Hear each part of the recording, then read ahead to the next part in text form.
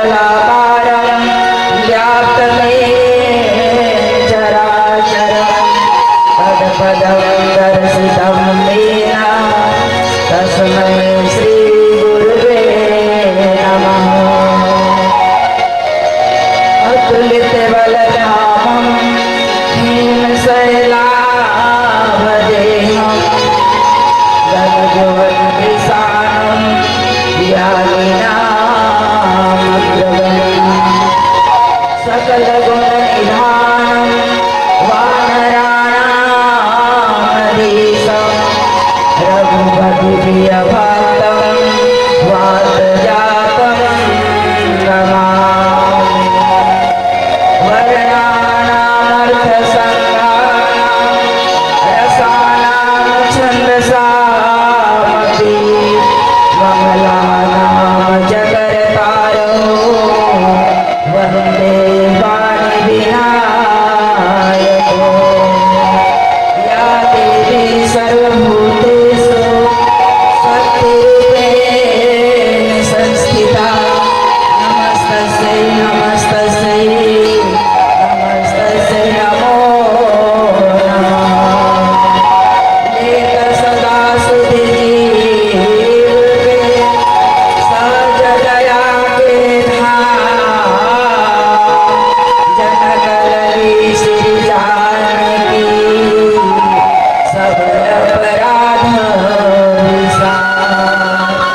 अपने अपने धर्म को सब काहू गोपी तुम्हें दी सब धरण की धन धन रघुवीर। सारे जगत को छोड़ कर मैं आई तेरे द्वार जनक लली श्री जानकी अब मेरी ओर निहार। बंदो तुलसी के चरण जिनकी हो जग काज अली समुद्र बूढ़ लख्यो प्रगट्यो सात जहां। श्री तुलसी जी के पद कमल बारंबार मनाऊं गुण गाऊं श्री राम के हनुमत हो सहाय। जिनके सेवा भाव से ऋणी हुए प्रभु राम ऐसे श्री हनुमान जी को तेरा बारंबार प्रणाम। ऐसे श्री हनुमान जी को तेरा बारंबार प्रणाम। बोलो श्यावर रामचंद्र भगवान की जय। बोलिए अपने अपने माता पिता की जय। बोलिए अपने अपने सद्गुरुदेव भगवान की जय। जय जय सीताराम जय जय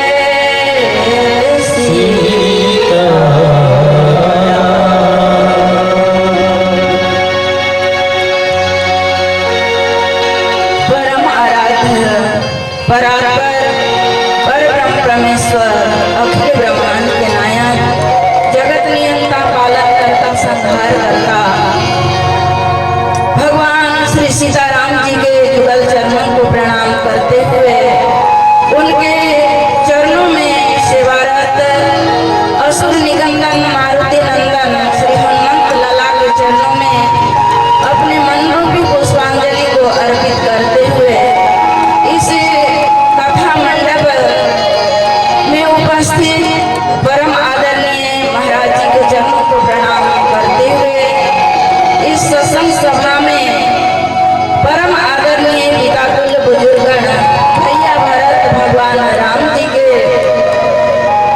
चरित्र को अनुसरण करने वाले हमारे नवयुवक बंधुगण सीता सावित्री माता अनुसुईया के चरित्र को चरितार्थ करने वाली श्रद्धामयी ममतामयी माताएं बहनें भविष्य इसके कर्णधार नहीं होने बालक बालिकाएं मंचा संग टोली समस्त बंधुगण इस सुखरीत राम के पावन धारा में 9 दिवसीय श्री राम कथा को आयोजन करने वाले देवतुल्य समिति के समस्त पदाधिकारी बंधुगण, आज हम सबों का परम सौभाग्य है। हम सभी को कथा के चतुर्थ दिवस के सायंकालीन बेला में हम सभी को माता पिता भाई बहन कुटुंब परिवार समस्त परिवार मिलकर हम सबको अपने जीवन को धन्य बनाने के लिए हम सबको एकत्रित हुए हैं। सजनों, यह बड़ा ही बहुमूल्य समय और पावन समय है। ऐसा समय विरले विरले लोगों को प्राप्त होता है। सजनों, इस दुनिया में संसार के कीमती से कीमती वस्तु को आप अथक मेहनत और प्रयास करेंगे, संसार की समस्त सुख सुविधा को आप अपने घर में इकट्ठा कर सकते हैं, परंतु यह सत्संग उससे भी बढ़कर, संपत्ति से भी बढ़कर महान बताया गया है। संतों ने कहा है, सतसंगति दुर्लभ संसारा, दुर्लभ संसारा, निमिष दंड भरे गौतारा। आवाज बढ़ा सामान मेरा।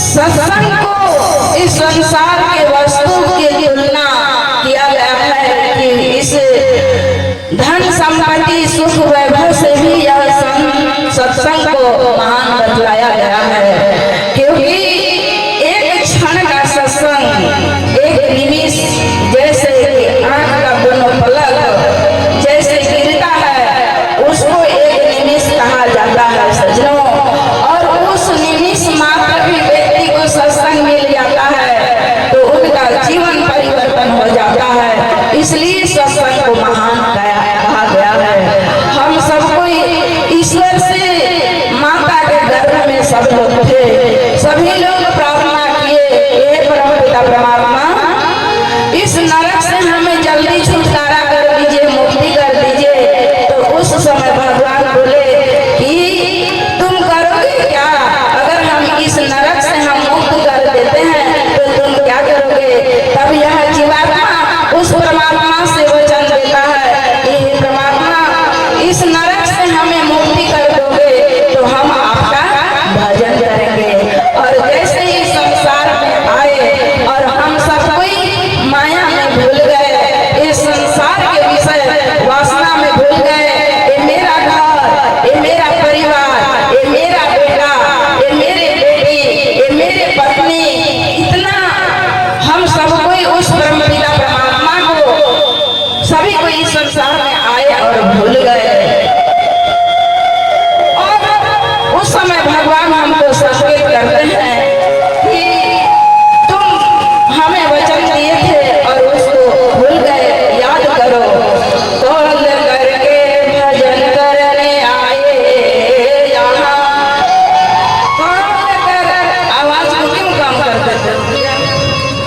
कौल करके भजन करने आए यहाँ, 9 महीना तू अटका माँ के सितम,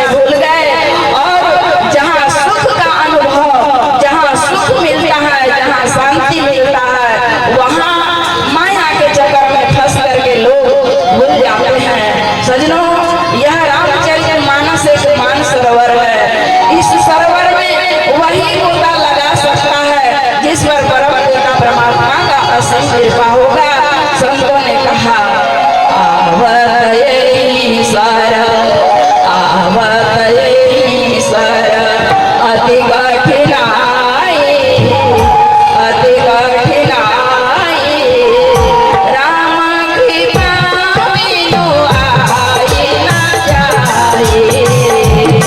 सिया राम जय राम सिया राम, राम सिया राम, राम सिया राम, जय जय राम सिया राम। आवत यही सर अति कठिनाई, अति कठिनाई, राम कृपा बिनु आई न जाई। राम सिया राम जय जय राम सिया राम, राम सिया राम, राम सिया राम, जय जय राम सिया राम। इस सत्संग में तो वही जोड़ा लगा सकता है सजनों, अति हरि कृपा, अति हरि कृपा, जा पर होई, जा पर होई, पावन मार्ग सोई। राम सिया राम जय जय राम सिया राम, राम सिया राम, राम सिया राम, जय जय राम सिया राम। अति हरि कृपा, जा पर होई, जा पर होई, पावन मार्ग सोई। राम सिया राम जय जय राम सिया राम, राम सिया राम, राम सिया राम, जय जय राम सिया राम। जिस पर भगवान की अति कृपा होगा वही इस सत्संग के इस मानसरोवर में गोता लगा सकता है। यहाँ आने के बाद भी सभी जीवों को यह सत्संग का सौभाग्य प्राप्त नहीं होता है सजनों। किन्हीं किन्हीं विरले परमात्मा को यह सत्संग प्राप्त होता है जिन पर भगवान की अति प्रेम और उन पर भगवान की कृपा होता है, वही लोग सत्संग को प्राप्त कर सकते हैं। सत्संग और कथा क्यों सुनना चाहिए, विचार करना चाहिए। सत्संग क्यों, सत्संग में क्यों आना चाहिए और भगवान की कथा क्यों सुनना चाहिए सजनों। सत्संग, जब सत्संग में हम आएंगे तो हमारा मन पवित्र होगा और जब हमारा मन पवित्र होगा तो हमें कथा, भगवान राम की कथा समझ में आएगी।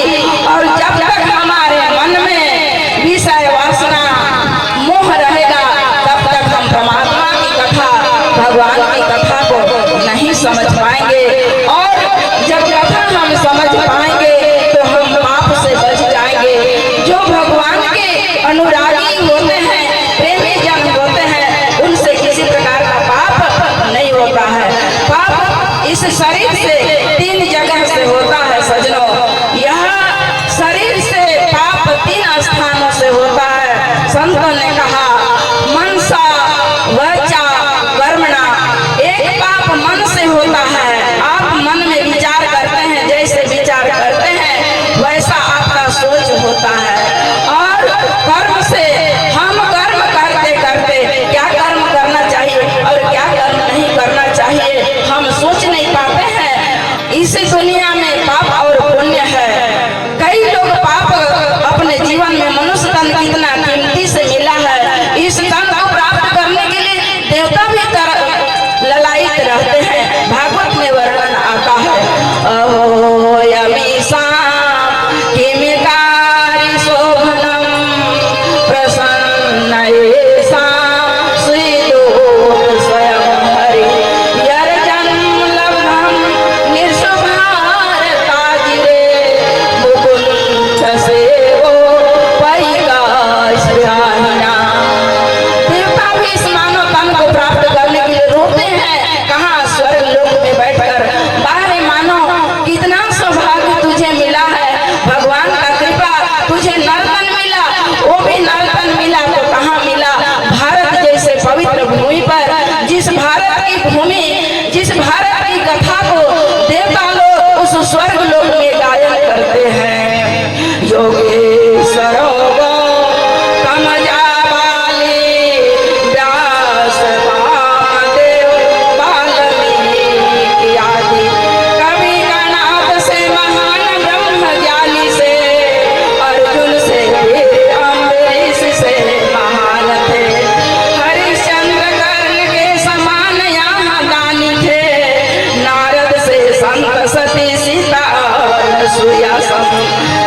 सदाचार पूर्ण एक प्राणी थे, ऐसा था हिंदुओं के भाग्य का अतीत काल।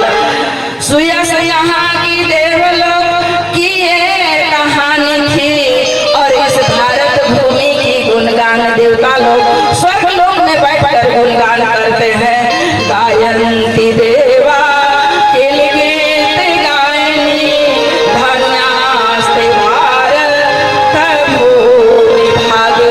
यह धन्य है भारत भूमि, जिस भारत भूमि पर भगवान श्री कृष्ण का जन्म हुआ, भगवान राम जी का जन्म हुआ, अर्जुन जैसे वीर योद्धा का जन्म हुआ, कर्ण जैसे दानी और राजा हरिश्चंद्र जैसे सत्यवादी राजा इस धरती पर जिसका जन्म हुआ, कणाद ऋषि चैवन, वाल्मीकि गौतम जवाली, व्यास वामदेव आदि आदि जैसे महान संतों का जन्म इस भारत भूमि पर हुआ। और मानो इस धराधाम में आकर अपना अस्तित्व को भूल जाता है। याद रखिए, हम जितने भी मानव हैं वो क्या है? ये भगवान के अंश हैं। ईश्वर अंश जीव अविनाशी, और चेतन अमाल सहज सुख राशि। ईश्वर अंश जीव अविनाशी, और चेतन अमाल सहज सुख राशि। इस मानव का भूरी भूरी वेदों में शास्त्रों में वर्णन किया गया है। क्यों? मनुष्य के समान कोई प्राणी नहीं है, मनुष्य से भी बड़ा कौन हाथी का हुआ। लेकिन संतों ने ग्रंथों ने नहीं कहा कि बड़े भाग हाथी तन पावा। इस मानव मन को कहा गया है बड़े भाग्य मनुष्य तन पावा, और सुर दुर्लभ सदग्रंथ गावा। और साधन धाम मोक्ष द्वार द्वारा, और पाई न जहीं परलोक सवारा। सजनों, इस लोक में हमको कुछ दिन रहना है, और इस लोक के लिए आप ना जाने कितने कितने धन संपत्ति इकट्ठा किए। 5-5 महल, 5-5 तल्ला का आप बिल्डिंग दीवान बनाकर खड़ा कर दिए, और कितने पैसे इकट्ठा करके एक्सिस बैंक, भारतीय state bank, Punjab national bank आदि आदि बैंकों में आप लोगों ने यह पैसा को इकट्ठा किया और उसमें डाल दिया, और धीरे धीरे उसका ब्याज भी बढ़ता है। लेकिन हमको सदा दिन रहना है उस लोक में। उसके लिए क्या किए? क्या किए? ये धन संपत्ति, इस जीवन का कोई भरोसा नहीं है। इस जीवन का कोई भरोसा नहीं है। अभी हम यहाँ बैठे हैं, कल रहेंगे कि नहीं रहेंगे कोई गारंटी नहीं दे सकता। इसीलिए संतों ने कहा क्षण भंगुर जीवन की घटिका कल, प्रातः को जाने खिली न खिली, भले आंचल की सूची शीतल मंद सुगंध समीर मिली न मिली, कलिकाल कुठार लिए फिर ताकन नम्र से चोट खिली न खिली, कहले हरि नाम लगी रसना फिर अंत समय में हिली न हिली, फिर अंत समय में हिली न हिली। क्या भरोसा है कि कल आप सब पुनः इस प्रांगण में आकर कथा सुन सकते हैं। पिछले साल का घटना है, एक सज्जन कथा सुनने के लिए आते थे। बड़ा हम लोगों को आनंद लगा कि वे नित्य प्रतिदिन प्रातः काल होता अपने नित्य कार्य से वे निवृत्त होकर भगवान की कथा सुनने के लिए वो आया करते थे। लेकिन भगवान की उनकी मर्जी हुआ, उनको 2-3 दिन ही कथा सुनने का मौका मिला, और उनको भगवान अपने धाम में बुला लिए कि नहीं बुलाए। इसी मंडप से उनको विदाई किया गया व्यास जी के द्वारा। इसलिए जब तक जिंदगी है सजनों, यह जीवन का सदुपयोग कर लीजिए, और बाकी तो यहीं पर रह जाएगा, कुछ नहीं जाएगा। हमारे साथ हम जो पुण्य कार्य करेंगे वही हमारे साथ जाएगा। बोलिए श्याम रामचंद्र की जय। आइए संगीतों के द्वारा एक सुंदर भजन तत्पश्चात कथा में प्रवेश करेंगे।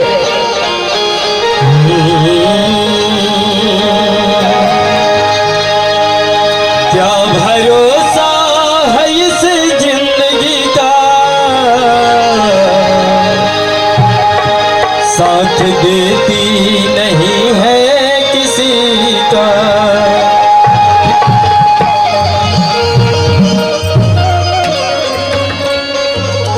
क्या भरोसा है इस जिंदगी का, साथ देती नहीं